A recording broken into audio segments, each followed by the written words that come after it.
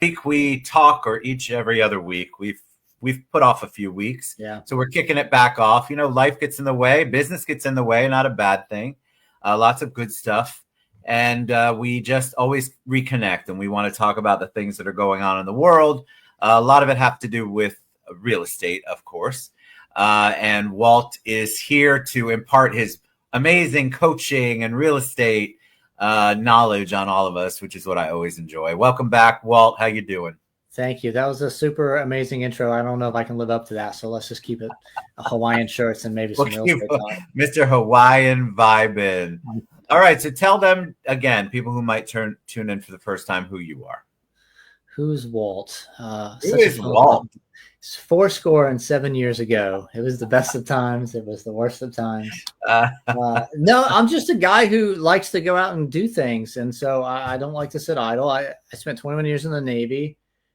While still in the Navy, decided I was going to become a real estate agent. So I spent my first 3 years in real estate, active duty Navy, and full-time real estate.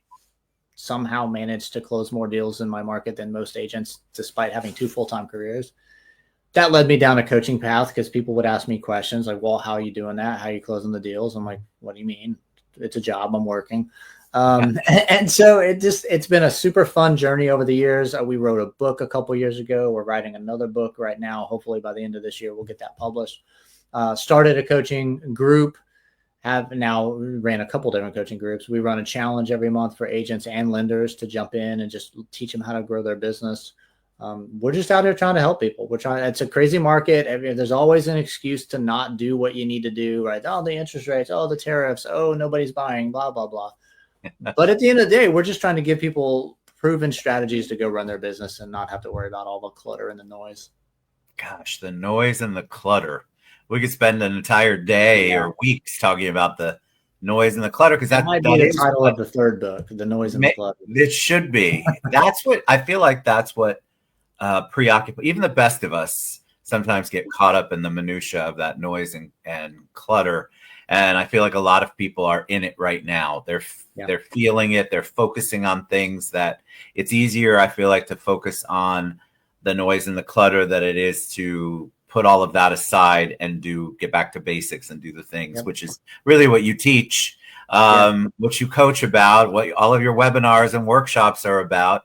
If you haven't gone to or attended or been part of anything of Walt's, make sure you follow him on Linktree, which is scrolling across the bottom there. You can find him as Walt Key on Linktree. He's got all of his classes and anything you could ever want to know about Walt. But every realtor, because I meet with a lot of realtors too, and all of them seem to be caught up in that noise part. Unfortunately, because it's doom and gloom. And I think a lot of times it's because of what's going on in the world. So let's talk a little bit about that. Before we went live, we talked about the interest rate isn't where we'd love it to be. So let's talk about what do you do when that stuff comes up? Tell me. So you've got challenges with interest rates. Let's say, do you even frame it as a challenge? Like when you're having a conversation with someone, maybe impart some wisdom on how that goes. Yeah. So I don't see it as a challenge. I have a unique perspective on things, because perspective goes a long way, right? I didn't start in a 9-to-5 job where I got to go home every night and then move into entrepreneurship. I had a job where I was on call 24 hours a day. I spent 7 months in the desert. Sometimes I got shot at. I had to roll over bombs. So by contrast, real estate's freaking easy. Right. Nobody's shooting at me, right? Even if I'm door knocking, they're still not typically shooting at me, right? So it's a different mindset when you realize, like, real estate is not a hard job. It's a relationship business. The more people you talk to, the more deals you close. Are some people going to be concerned about the interest rates? Yes, some people will be concerned. Others won't. Are some people going to be concerned about the tariffs and what does that mean for the stock market? And what if my 401k goes down? Do I still have the equity I want? Blah, blah, blah. Yeah, some people will. Some people won't. Right. Do some of your buyers want to wait right now? And they're throwing their hands up and like, I remember when it was 3.5, I'll wait it out. Yes, some of them, the uneducated ones, will want to wait. The rest have to buy a house. They got to need a place to live, right? Correct. Not all of the sellers are waiting to sell. Some of them have to move. They're going to sell. It's just a matter of who you're talking to. So I I always try my best to help agents understand, and lenders for that matter, that regardless of what the interest rates are, regardless of what the economy is doing, regardless of whether the stock market's up or down, there is always deals closing every single day. That's correct. I did a post on my own Facebook, I think last week or maybe this weekend. I just jumped into my MLS and I didn't bracket anything. I just show me all the closed transactions this week. There's over 1,400 transactions that closed just last week. Yeah. Agents are still closing deals.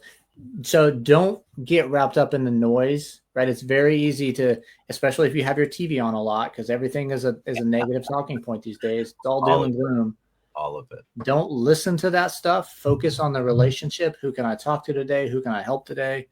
Just go out there and have conversations with real people. I was on a call yesterday. I actually jumped on a Zoom call Sunday with an old friend of mine who is now the managing broker of a large brokerage, multi-office brokerage in Central Virginia. They've got a little over 60 agents in the office now. And I've been giving him knowledge and helping him out for years now. It's what I love to do. And I know he's the kind of guy who will take the knowledge and he'll share it with his agents. So it's super fun in a market right now where everything's doom and gloom. Nobody's buying, nobody's selling. For the first time ever in the history of that office being around, which is many, many years, they just broke 500 million in volume last year. Wow. First time they've ever done it. So in a market where everybody wants to complain, everybody wants to find an excuse, they just set a new record for sales. Yes. If they can do it, you can do it. If some schmuck in a Hawaiian shirt can do it, you can do it. Get out there and run your business. What I love I talk about this a lot on other shows and really any chance I get. What I love about your approach is you are really honest with what you've done and you share what you've done. But you have a way of sharing it where you don't feel like you're a complete and utter idiot when you leave the conversation. I've been very vocal about how I'm not a fan of these people who just are, I call them drill sergeant, put down, negative coaches that drive me absolutely crazy. And for some reason, they think that they've earned the right to tell everybody they're idiots, which absolutely drives me crazy. So when you're talking and we're going back and forth, this is a real conversation. This is something that you practice and then on your workshops you talk about. And I just think it's so important for people to understand the difference. You don't have to be yelled at to do what you know you need to do. Right. You don't have to be coddled to know what you need to do. You just know it already. And people like you that are always out there encouraging. That's what I think more people need more of than the naysayers and the negatives that are always feeding them negative stuff about how they're bad. Oh my God, you only closed 2 loans this month. What's wrong with you? You've only closed 2 transactions. What's wrong with you? Instead of saying, all right, that's a great start. Where do you want to go from here? Yeah. I think it's human nature. It's easier for me to tell you that you're wrong because you didn't do it my way. Ooh, look at me, beat my chest. I'm amazing. I have all these deals, all these closings. Why aren't you doing it? Right? That's easy, which is why most people do it because it's easy. It's a lot more difficult to say, okay, let me sit down, shut up, and hear what you have going on. And then I'll have a solution to the problem that you actually have. So I always start with that. I tell people all the time, I'll something as innocuous as, hey, what are your goals for 2025? Right. Every day I'm talking to agents and lenders and I'll ask them, any big plans or goals for 2025? Yes. And the vast majority of the time is no, I don't know. Or it's some ambiguous goal that isn't defined enough that they can take action from it. Correct. So that's where I'd like to start. We got to drill into that and say, okay, let's break this down into something that we can build around. So we'll go deeper on that and we'll talk about what's the metric you're tracking, right? How many deals are you personally, what are you trying to close? How much money do you even want to make? Not everybody wants to make 500 grand a year. Right. That's okay. If you want to make 50 grand a year, that's fine. But let's figure out what you're trying to accomplish first. Right. And then we align the strategies and the calendar management and the executable task around that. So many people just want to say, or so many coaches want to say, I did this and I'm amazing. Go do what I did. And if you can't do it, you're stupid because I did it. And they fail to take into account the uniqueness of our personality types, the complexities of our individual communication styles, the fact that not everyone wants to do what I did. Not everybody's going to be comfortable doing what not everyone wants to make as much money as I make or you make or the next person make. So a good coach needs to shut up and listen. Yes. Right? They're truly. And it's honestly, when you really break this down, I said at the beginning of the call, relationship business, right? The real estate is a relationship. Well, it's no different just because you put a coaching hat on. If you are an agent, you're in the relationship business. Yes. If you're a loan officer, you're in the relationship business. Yes. If you're a real estate coach, you're in the relationship business. It might just be a different relationship you're cultivating, but you're still in the relationship business. So those fundamentals of listening more than you talk, helping walk somebody through the realization of their own plan rather than trying to give them your plan. All of those things still apply. It's no different than a client, right? I would not walk into my client's house on a listing presentation and say, all right, listen, I've done this 167 times. I know exactly how to sell your house. This is what we're going to do. Yeah. Yeah. That would be the fastest listing presentation on the planet because they'd be like, get the hell out. Right? You walk in and you say, tell me more about what you have going on. What's your family dynamic? What's the time frame we're working on? What are you trying to accomplish with this sale? What are you doing after we sell? Okay, now that I understand where you're at and what you're trying to accomplish, let's talk about how we get you there. Coaching is no different. It's in so many amazing points, and I agree. And I encourage every time someone says, what do you think about this coach, Ted? Especially if they're a realtor coach, I say, just look up their numbers. Start there. Because honestly, there's so many people who get out and pontificate and talk about stuff, and they really have absolutely no idea because they've never done anything they've talked about. It makes me crazy. I was on the call today. So we do our 100K and 100-day challenge accountability call every Monday. And I was on the call, and I was kind of on my soapbox a little bit, right? It's not a coaching call. It's an accountability call. You agreed to do the work. I'm here to hold you accountable. But I was talking about FSBOs because it's one of the strategies that we teach. We teach it very, very differently, and it's very, very effective. And I said, I would venture to say if I asked everyone on the call, 80% of you are not doing it, right? And they're like, well, yeah. I'm like, listen, I'm not a philosopher. I'll show you my numbers right now. 60% of my active listings came from FSBO relationships that I cultivated doing the strategy I'm teaching you to use. Yes. I wouldn't tell you to do it if I didn't do it myself and know that it works. That's right. Go do what I'm showing you to do. Like, you can follow my example because I'm doing it. Yes. Yeah. Most coaches do not do that.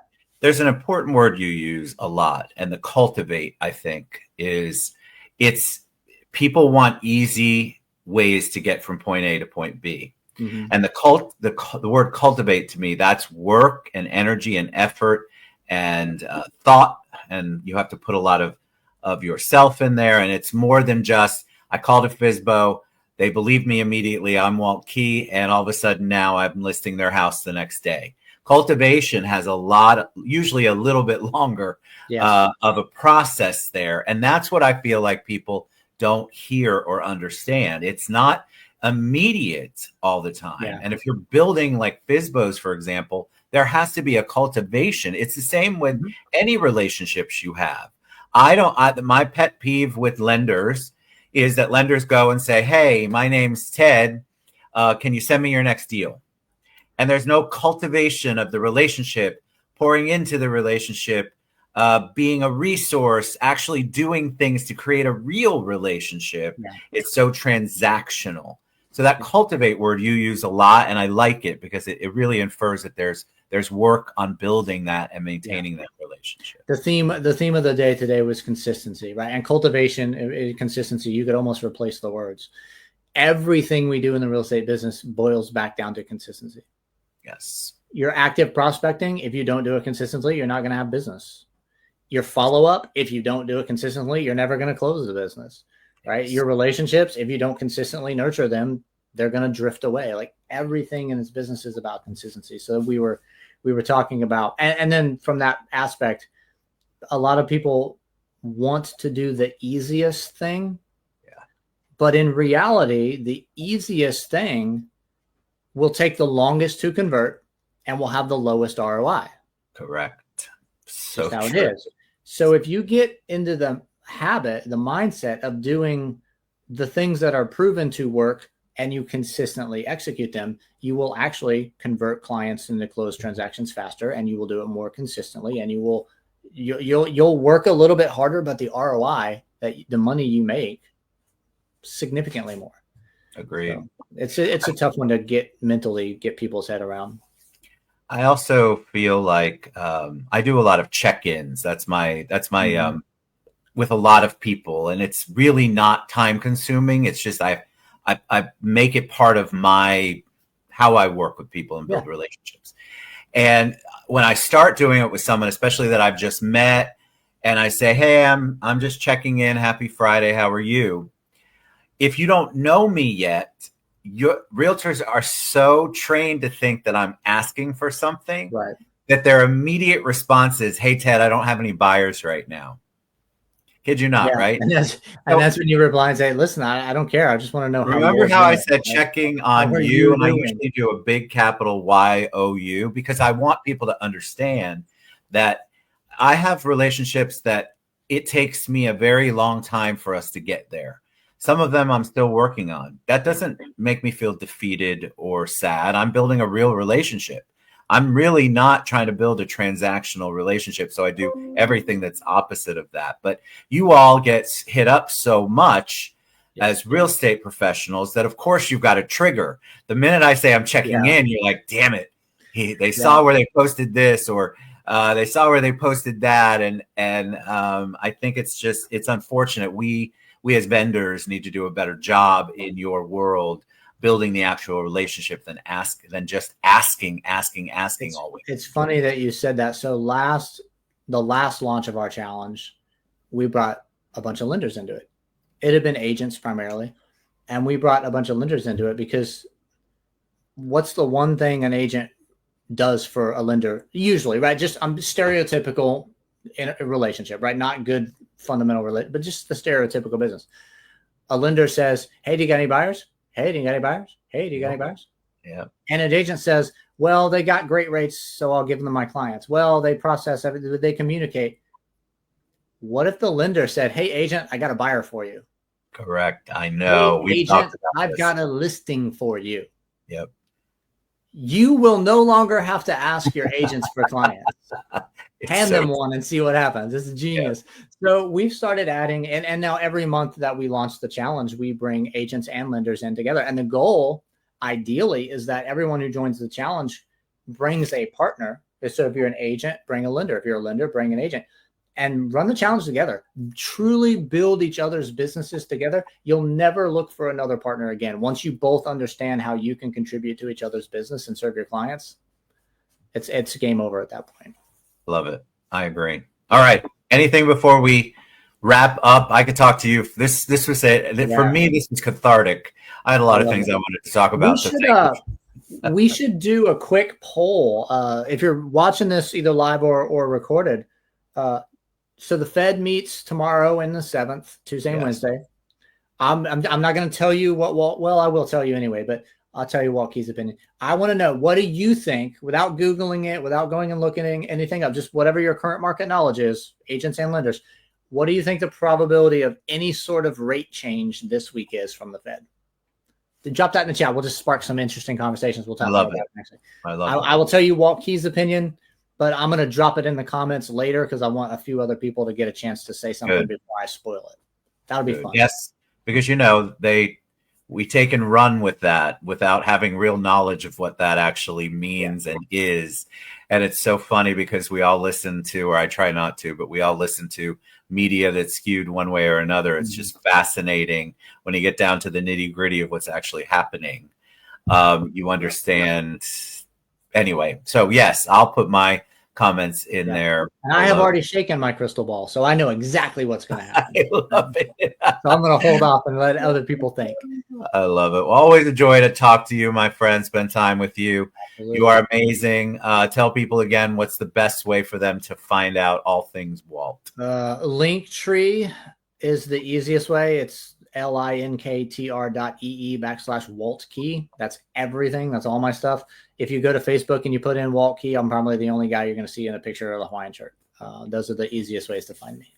Awesome. And if you all have topics you want to talk about or want us to talk about, shoot me a message, shoot Walt a message, put it in the comments below. We'd love to talk about them.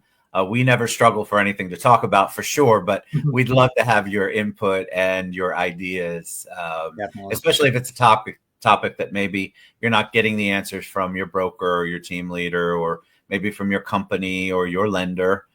We'd love to help out. So Thank you, my friends, so much. I enjoy it as always. You guys will be back next week. Everybody have a good day. Bye-bye.